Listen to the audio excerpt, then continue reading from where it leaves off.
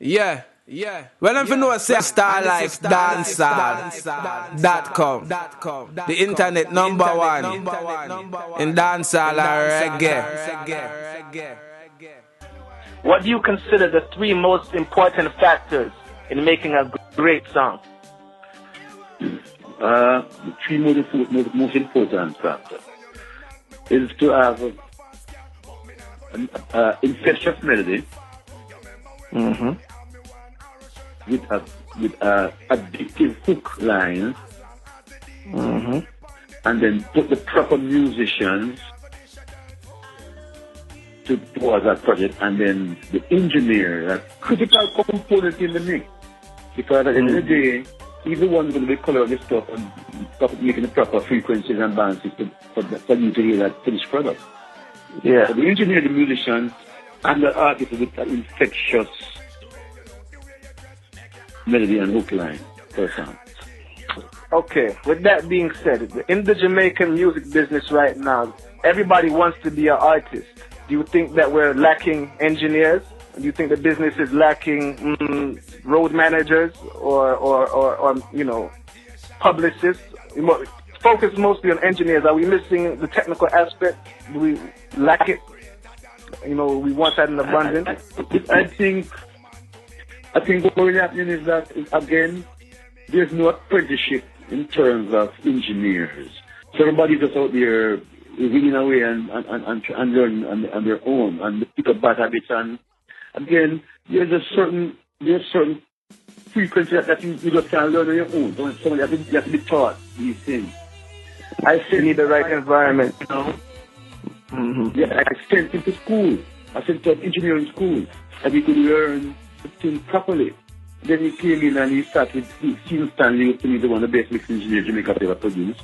I exposed him to good engineers with experience that he could develop his talent in the process. Okay. But so much time you hear some songs, you're wondering, where are the engineers in these songs? Yes, this is very true. There are times when I hear a record and I'm like, oh my God, if this was just mixed better, it would go so far, it would last so much longer. And I think that may be lacking, What do you think right now are some fundamental things right now everybody else in the music fraternity can do to ensure the music is preserved and it can even reach higher levels? Good question. For one, I think the disc jockeys on the radio have a very important role to play in exposing the quality music to the audience. Because, like I tell people, if you are born into a home and you heard only Spanish being spoken around you, ultimately you're going to speak Spanish. Likewise, if you're listening to the radio and all you hear is junk, after a while you're going to be appreciative of junk. So it is important that the disc jockeys expose the talented young artists with good music, and don't let their program be compromised by payola. Understand me? Try the music industry first. If you're going to try and help somebody, you can help them, but don't compromise the program to the detriment of the music industry. Because if there's no music industry, all they'll be doing is having talk shows on the radio. But they do music.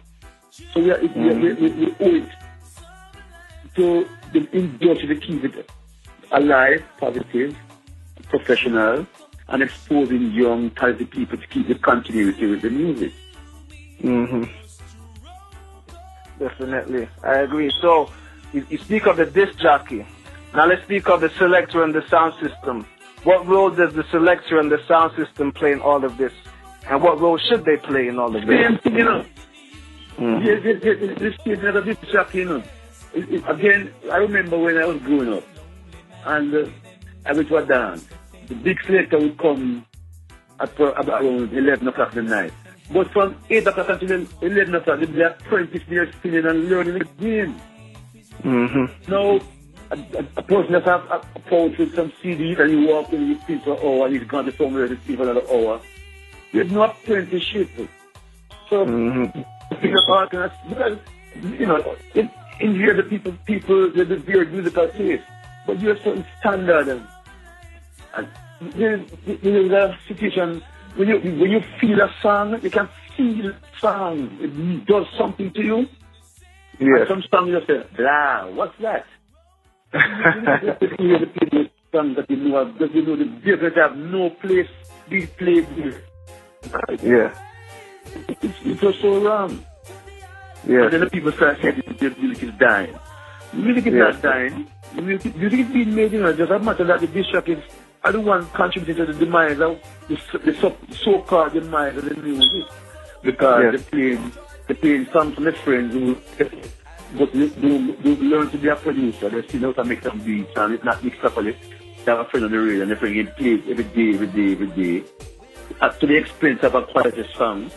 So ultimately, people get frustrated and say, what is that being on the radio? Because people are smart, you know, hear junk after a while and say, hey, you're of course going up and hearing good music and you start hearing some junk. You're going to say, hey, what's happening here? And then they move to somewhere else. Definitely. You know, I wanna make a public service announcement out to all the veteran producers out there. You know, we need you guys to step back in the music just for a little bit. You know, and kind of redirect the energy in terms of the professional standards. You know, because right now creatively, I love what the youths are doing. Creative, lyrical.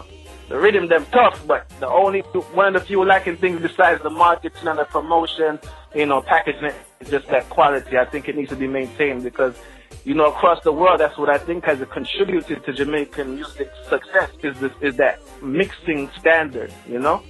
Yeah, those records sound great on big speakers, you know? So, and lyrical content also, because you remember our music was born from to be a voice for the voiceless poor people in Jamaica, you know, that came from, you know.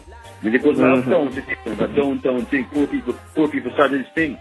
It was what gave them a voice. And music addressed the issue that was of paramount importance to those people. So we need to go back to making the message represent, you know, a voice for poor people and their problems. We need to, I don't need to be coming on my radio and hearing someone telling me how much money they have. I don't need to hear that. They're telling me how much money I have when I'm trying to pay my bills. Yeah. They're not enticing. I want to encourage me and tell me that everything is going to be all right.